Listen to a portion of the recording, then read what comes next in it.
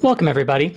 Now, have you found yourself lying awake at night? Maybe it's at that 2 a.m. You're staring at the ceiling and you're just starting to think to yourself, man, where have the years gone by? You're starting to add up everything and you're looking at a life that you've built that doesn't necessarily feel like it's yours, or that you're in control of that, or maybe you see this potential of what you could become and you're like, man, I'm in this identity crisis mode. Oftentimes people are going to refer to it as like a midlife crisis.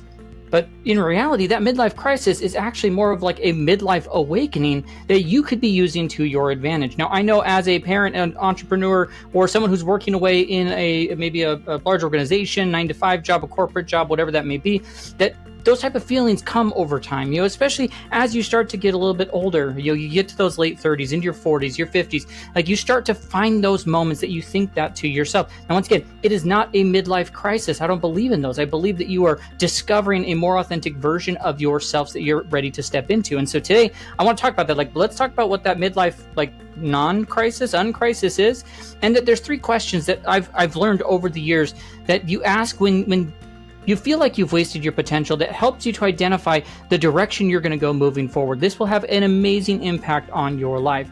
Now, this moment, it hits almost everyone. Somewhere out there, and usually it's around 40 to 45, but sometimes it's earlier, sometimes it's a little bit later. That lying in bed and you start doing the mathematical breakdown of life math, right? All those years that you've been adding up, but it doesn't feel like it's yours. The dreams that maybe you shelved because you weren't, you were trying to be practical, you were trying to be responsible, the adult version, right? The versions of yourself buried under all that responsibility and obligation and everyone else's expectations. And then comes the question that keeps you up at night, or keeps you staring at the ceiling, or keeps you longing for something more.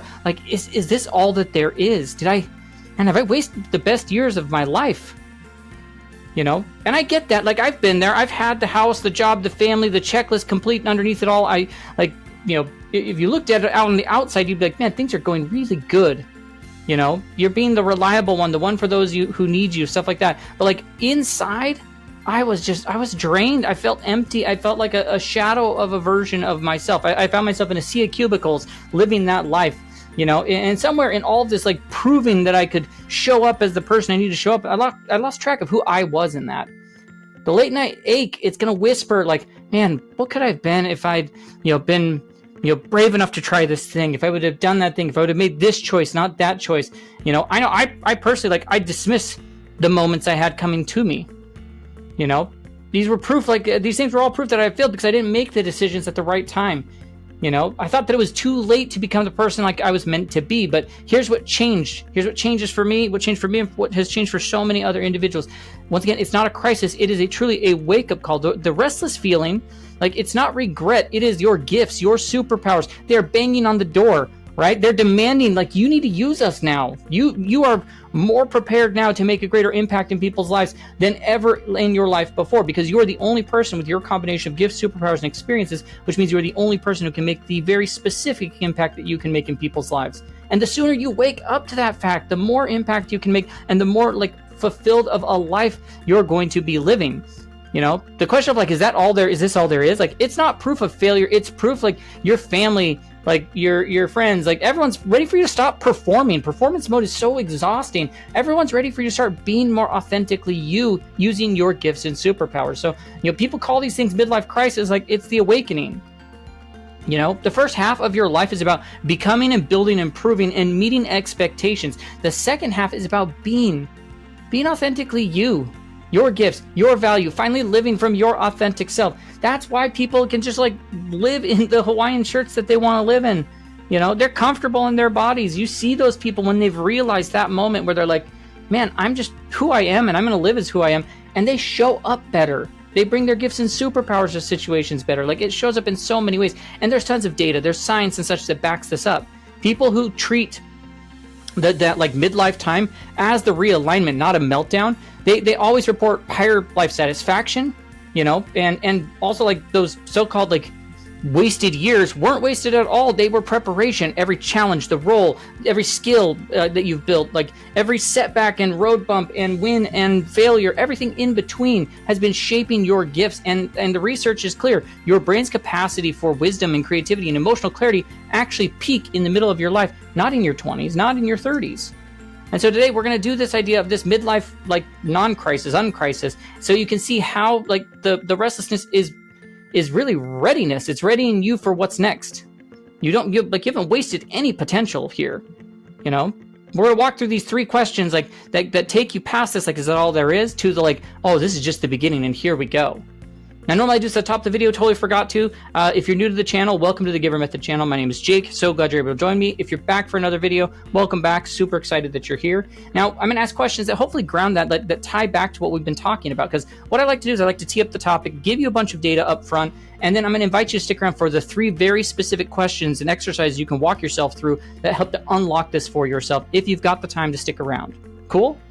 So, like, you may be sitting there and I don't know if it's the lying awake at night, staring out the window, that haunting like pain, you know, of unrealized potential, right? If you've ever heard that voice, the whisper of like, man, what could I have been if I just started sooner? Or maybe the years of like being being everything else that everyone else needed, right? The good parent or dependable employee, like being responsible, like, but now you can't shake the feeling that you just got buried in there along the way. You don't see yourself in what you're doing day to day.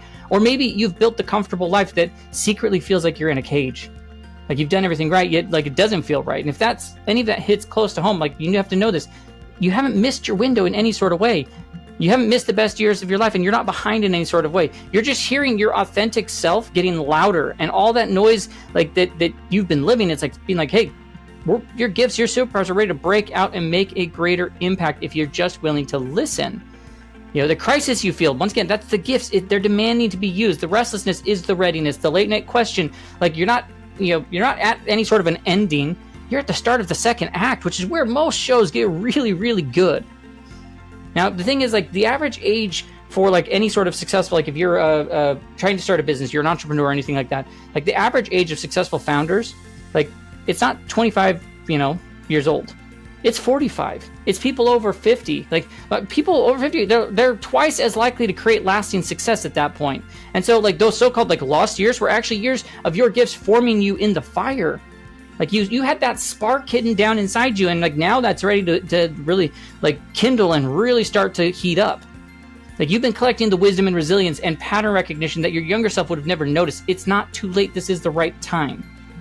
Now, what we're going to cover, what we're talking about as we dive into these questions, like these are questions I borrow from all sorts of resources and places. Everything else, so like as we talk about the exercise, the things you could go do to put them into place, like it's all grounded from my book, The Giver Method. I am Jake Talbert. I'm the founder and author of this book called The Giver Method. I'll put a link in the description where you can go get yourself a copy on Amazon, or pause the video, go to Amazon, get yourself a copy of The Giver Method at The Giver Method by Jake Talbert, right? Go get yourself a copy. Maybe buy a copy for someone else. Everything we talk about, the exercise, the stories, like I wrote everything in here grounded in the fact that I know that I'm a parent, I'm an entrepreneur, I've been in that sea of cubicles in that corporate life, and I know that you can't burn everything down and start over to go like find yourself in the woods or whatever. Like you have to do these things in the life you're already living. So these questions are designed to help you to refocus where you're at right now so you can be more in alignment and start making changes today to start living the life that you truly want to live. Discover those gifts and superpowers, create more impact and influence and value, better exchanges and interactions with people, better relationships. Like I said, just happier, more fulfilled life. That's what it's going to lead to. You haven't wasted anything. Now is the right time. Get yourself a copy. Like I said, it's on sale right now. You can get it for as little between, I think it's $2 to $10 right now, based off which version you get. So the link is in the description. Get yourself a copy, buy someone else a copy. It will change your life. It can change your life before the holidays. It can change your life for all of next year and for the rest, ongoing in life, that you're showing up as a different person. As I said, I know that I've had that restlessness feeling I was telling you about. And, when I thought and asked myself, like did I waste those years? And I started asking different questions. I started looking at it through different lenses, and I noticed that I've been like building exactly what I needed for what was going to come next. I wouldn't be doing a lot of this if I hadn't gone through that. And so that's what we're diving in today. Once again, I don't want to burn everything down or make drastic changes to your life. Just rediscover these gifts, use your experiences to your advantage, and realize like the authentic timing of where you're at and how that's about alignment with where you're going. These are everything's going to be designed for people who feel that like maybe it's been too late, that they are worried that maybe the spark died or whatever. Like, no, these are going to be the tools and the frameworks to reconnect you with your authentic self and prove that your timing is perfect, and how to build this second act to be the best second act ever. And then, like I said, if you want to dive deeper, get yourself a copy of the Giver Method on Amazon. Links in the description. You can go follow us on social media, Facebook, TikTok, Instagram, LinkedIn, under the handle The Giver Method. Go to thegivermethod.com. We've got like our survival mode assessment. We've got our Giver roadmap. We've got all sorts of resources, our newsletter and stuff like that you could check out. If you're looking for personal support, like one-on-one support, we've got some coaching spots that you could check out. Check out the one-on-one coaching link down below. And then, of course, if you have a team, a podcast, an event, a stage, anything like that, that your community, like your people could use this message, let's talk about how we could bring it to them in a very real way. So those links are all going to be down below. Of course, do all the YouTube things, like the video, subscribe, tap that bell for notifications, comment along the way what hits home for you. All right, so let's jump in. Let's turn this midlife crisis into that awakening that it really is, so you can have the best second act of your life possible. Okay, so the first question, the first thing you're going to want to ask yourself, okay, of the 3 questions that reframe everything, is what did I love doing before the world told me what I should be doing? So this is going to be all about remembering who you were before all the noise. Okay, what did I love doing before the world told me what I should be doing? Because somewhere along the way, life, it gets loud. You know, we become like we become what our parents wanted, right? You know, what we're trying to do, what our boss is requiring of us. We meet our family needs, and in that process, like once you've gone through those processes and you've made those things come alive, like quietly, you slip underground as a part of that. And so this question takes you back to before that version, like, you know, when you didn't need permission or applause or a paycheck to feel alive. You didn't need to worry about all these other things that were in the way, the noise that happens in life, which noise is fine in life, but, you know, let's think back before that, because your gifts aren't something that you find later in life. Like, they've been whispering underneath the noise this entire time. They're not tied to job titles or credentials. Like, they're the things that made you lose track of time before, like, all the responsibility kicked in. And so the first thing I want you to do here is, like, there's the, like, before the shoulds, like, you're just going to free write. So I want you to grab a piece of paper. You're going to set a timer for, 10 minutes, 15 minutes. And all you're going to do is you're just going to start writing. You're going to answer this, like start writing this sentence, and you're not going to stop until the timer goes off. Okay? So the sentence is, hey, before anyone told me what I should be doing with my life, I love to blank. And don't overthink it. Don't filter it. Just write as fast as you can. List everything that ever made you feel like time disappear. Things that you did when no one was watching, the topics that you could talk about for hours, activities that people had to pull you away from, people that would say, man, you're so good at that thing, all of that type of stuff. Like things like, I loved taking things apart to see how they worked. I love organizing my room and helping my friends organize theirs. I love listening to people's problems and helping them see solutions. I loved creating stories and worlds in my imagination. I love teaching my siblings these new skills, whatever. Like, as soon as the timer's up, like, highlight, like, what were the top 3 that maybe still light you up, like still spark something in you. That's going to be like the first gift cluster you want to focus on, the breadcrumbs that lead you back to who you really are underneath the layers of the should. Now, that's not that you're going to be doing everything. You're not going to go keep teaching your siblings or whatever. You're not going to rearrange your room and your friends' rooms, but think about what were the underlying gifts there as a part of that. Which is going to take us into the second thing, which is where we're going to be memory mining for patterns. Where what I want you to do, I want you to take those 3 things that we just circled on that list, and we're going to dig deeper. For each one, I want you to write out specific moments when it just showed up to you naturally. Think about it. When did it happen? Who were you with? What did it feel like? Those memories, they reveal certain patterns, proof that your natural wiring has been consistent all along. How many different ways did it show up? Find all the places that it showed up in your life. Hey, I've been an example could be I've always been drawn to helping people see their potential because it uses my gift of encouragement. That's an amazing connection that you can make there. And then the next thing is you build that, you build a bridge to now. Those old loved ones, these things you had, they aren't random hobbies or anything. They are roadmaps. And so the goal isn't that I want you to relive childhood or anything. It's to recognize the adult version of those same gifts. So think about how could I use this gift to serve someone today? Maybe, organizing as a kid turns into helping overwhelmed families create systems. Teaching my siblings turns into mentoring young professionals. Maybe storytelling becomes marketing that moves people. Write it down. And you're going to write out, my gift of whatever that childhood thing was could create value today and be the specific way it could help someone. Just write those out and find the ways you could start interjecting those into your daily life. And then, of course, there's this who I am when no one's watching check-in, where for the next week, notice when you feel alive. What are you doing? Who are you with? Why does that light you up? And jot it down, maybe on your phone, whatever. Hey, moment I felt alive was, and you type it out. I was doing this thing. and why it energized me, and write out. And at the end of the week, like, look for where things start to overlap. It almost always traces back to the same gift pattern that you discovered as a part of these earlier exercises. Like, because here's the thing, you can't build this authentic second act on someone else's blueprint. You can't just go be like, well, this is what they say you should do to have a successful second part of your life. Like, no, that's not it at all. Like, this question, this idea, it pulls out from underneath all the noise and expectations. Like, it pulls out the things, like, and helps you remember who you've actually been this whole time, the things that lit you up and gave you so much to do. So that one 15-minute free write, of old spark recognition, like, that's how it begins. You remember who you were before the world told you who to be, and then you go through these other exercises of how that could translate to today. Now that takes us into the second question that, is the big question thing that helps you to reframe or go into the awakening part of this. The question is, like, if I knew I couldn't fail, what would I build in the next 10 years? It's about just dreaming honestly, but taking acting on it immediately. If I knew I couldn't fail, what would I build in the next 10 years? And most of us aren't stuck because we have no dreams. We're stuck because our dreams feel too far away. The fear that we have, the overwhelm and anxieties, frustrations, all those things, burnouts, like, it creates this fear that edits these things down and even writes them, like, the first line where it's like, it removes it from being realistic. Like, it's like, no, this isn't realistic. It's not safe.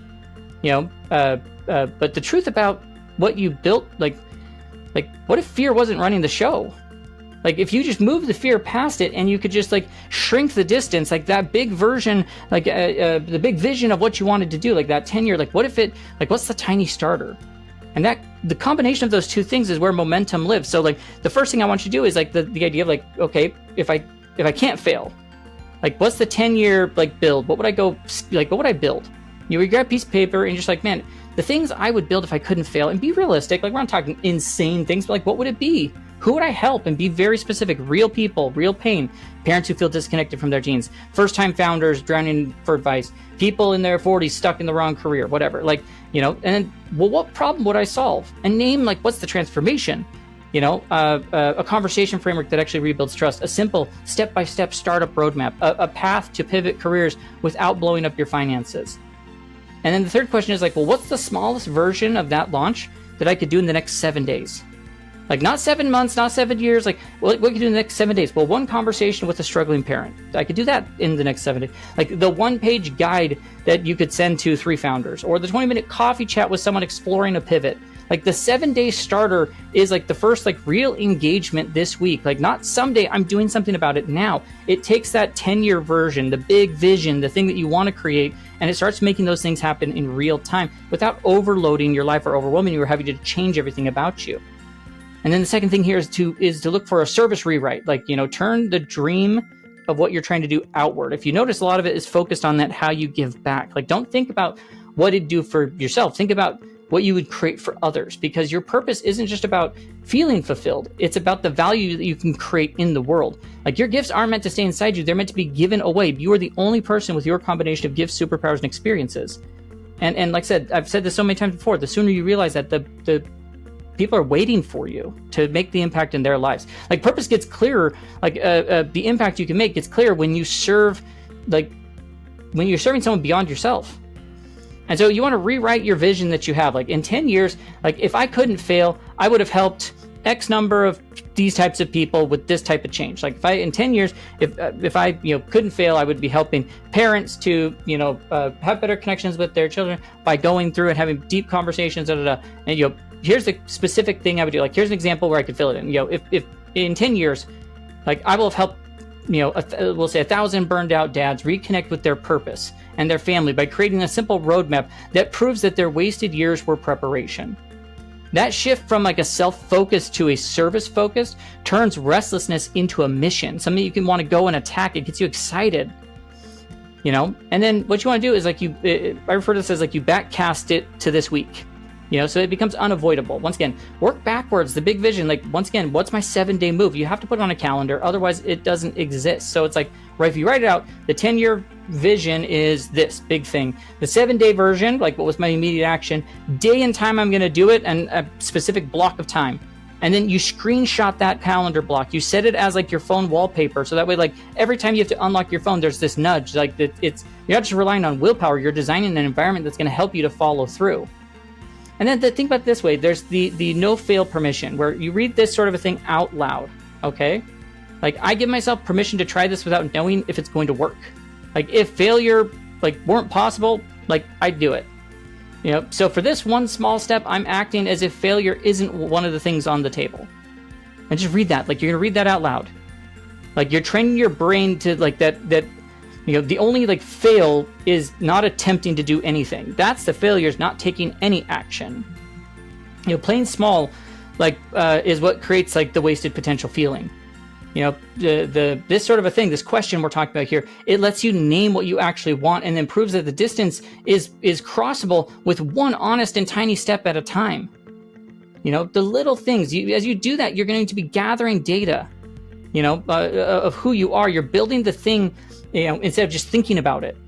So that the no-fail version of it, like, written out, like, on, like, here's the 7-day, like, scheduled version on my wallpaper. That's how you turn the, like, midlife question, like the thing, where am I at, into a plan that you can actually go execute this week.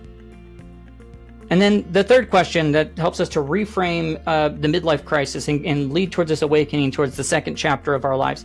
Like, you know, what would I regret not doing if I only had 10 years left?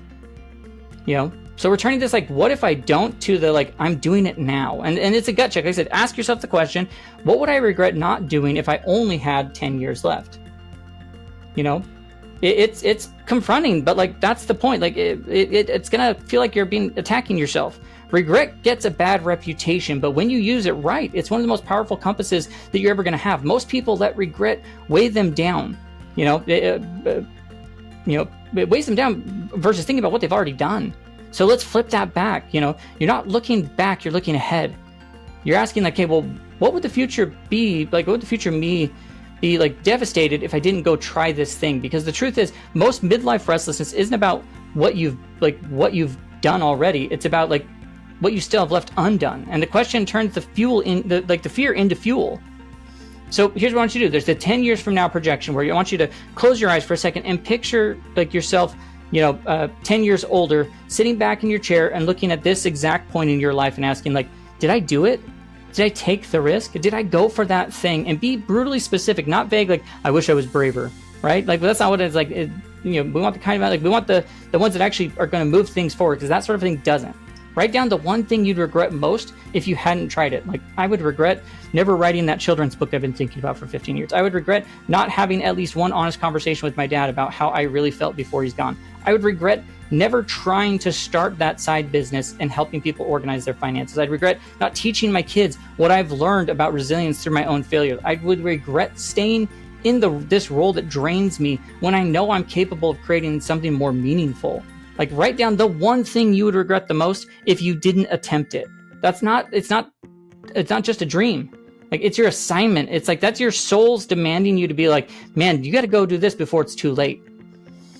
And think about it this way, like, you could, the second thing you could think about is this idea of, like, a timeline reset, where if you just take out a piece of paper, you draw a line across, and on the left side, you put whatever your current age is. So for me, it's 40. And on the right side, you're going to put, like, you know, whatever age you feel like is your active life limit, 75, 80, 85, whatever it is, like, whatever you feel is, like, your active life limit. And then you're going to put a dot where you are, like, okay, where am I at right now? Like, as a part of this. Like, so here's what we want you to do. Like, you're going to, you know, stare at what's behind the dot. Look at what's in your head. Or look at what's ahead. Like, the space isn't a countdown, it is a runway. Like, it's your second act. So it's like, if this is where I was, like, born, here's where I'm at now, and this is where I'm going to be. It's like, well, gosh, I'm about right here in the middle, right? You know? And then what you want to do is you want to write the 3 things that you want to act on. Like, what are the things you want to include? The real things, not the vague things. Like, man, I want to be the person my grandkids actually call for advice. I want to build something with my hands that outlives me. I want to help at least 50 people change their life, whatever. Like, those become the decision filters moving forward, where as you can mark it online, like, well, how could I go do that? You know, if an opportunity moves you, like, closer to one of them, then say yes to it. If not, let that thing go. And then once again, this is where you want to put it on your calendar. How do you regret proof your calendar? You know, what's the 30-minute block this week that you could do where you're going to, you know, you don't have to go write a whole book. You just write a page. You call your dad, to say what you've been avoiding. You research how to start this side project, and then whatever it is, put it on your calendar, screenshot it, and make sure it's on. So that when you unlock your phone, you're getting that reminder. You're gonna see it, and it's like the commitment staring back at you. All those reminders that you come in through the day, and as you clear them off your phone, that's gonna keep being there to remind you of those things. And then there's this like momentum chain practice that you want to do, where after you finish like a 30-minute block of whatever it is you're doing, immediately schedule the next one. Don't overthink about it, don't analyze it, just like stack it right there. You're creating the momentum chain. Each session like links you to the next. Within 30 days, you're going to have made so much more progress. You're going to be like, man, this would have taken me years to get here, but now I've made more progress in the last few weeks. Like let's say if you track it for 30 days, like you'd be like, man, 30-day regret-proof commitment, like this action I was taking, and I completed X number sessions, where every day I'm focused on doing that. Like by the third week of doing those sort of things, something happens. You stop trying to do it. You start becoming the kind of person who does that thing automatically, and then you can then go stack on whatever the next piece is. Like when you use regret the right way, it stops weighing you down. It becomes an actual compass. You're not obsessed with time running out. You're motivated by what you still have time to create, what you could go and do. That's how you use like your mortality as a motivator, not a threat.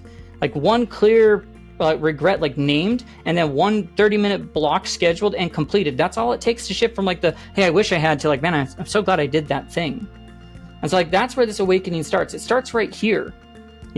What you're calling this midlife crisis isn't a crisis at all. It is an awakening. The first half of your life was about becoming, about proving yourself, about building security, doing what everyone expected of you. The second half is about being you, being authentic. It's about using your gifts, your superpowers, and creating value that actually matters. And finally, living from your authentic self. The three questions like we talked about aren't about discovering something brand new. They're about remembering who you were before the world told you what you should be, and then bridging like the gap between that and the version where you want to become. Once again, like this week, like this isn't like you just start with one question, right? The 15 minutes. What are the things I loved out loud? The before the shoulds took over, like the dream about like what you'd build if failure weren't an option. Hey, project yourself 10 years forward and ask yourself like, what would I regret not doing? And then block some time. Once again, it isn't about having any sort of perfect plans. It's not about blowing up your life. It's just about like one honest question, one small action that proves your dreams are still alive. Now, if you want to dive deeper into these sort of concepts, then that's where you're going to want to grab yourself a copy of the GIVER Method. It's on Amazon. The link is in the description. It's on sale right now. Get yourself a copy. Go to thegivermethod.com. Get some of the free resources, the survival mode assessment, the GIVER roadmap. We've got some other ones, like a gift discovery one coming out here soon. All this stuff. Like the GIVER Method's all about like walking you through how your gifts have been forming you in the fire this whole time. And like if you finally start to use them in the way that you were meant to, how it is going to impact so many other people. If you want someone in your corner, someone coaching you, someone who has a guide who's been down the same path as you, then I've got a few one-on-one coaching spots that we could talk about you potentially taking advantage of. There's a link down below, one-on-one coaching. Go check out the page, and if it makes sense to book a call, let's book a call. If you have a podcast, lead a team, have an event, a stage, whatever, a community that needs to hear this message, let's talk about what it's like to bring it to them. Check out the speaking and podcasting link down below. If you haven't already, do the YouTube things, like the video, subscribe, ring the bell for notifications, comment your thoughts, the things you're taking away. Here's what it comes down to, though, what I want you to remember. You haven't wasted your potential. Like, you've been building it this whole time. Every challenge you faced, every role you played, every skill that you developed was your gifts being formed in the fire.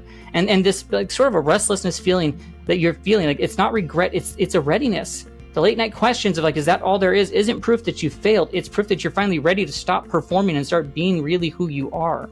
Like the so-called like wasted years were actually your preparation years. And the late start, like you have it, like it's not late at all.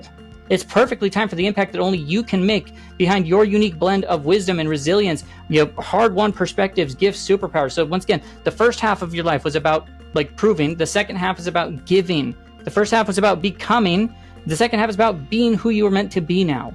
Your gifts, like they never disappeared when life got busy. They've just been waiting for you to give them permission to come alive again. They've actually been knocking on the door for a while if you're feeling these feelings and saying, damn it, wake up, let's start doing this. And the life you've built, it isn't a cage unless you treat it like one. Truthfully, it's the foundation of what you could build from now, like the life that you want to be.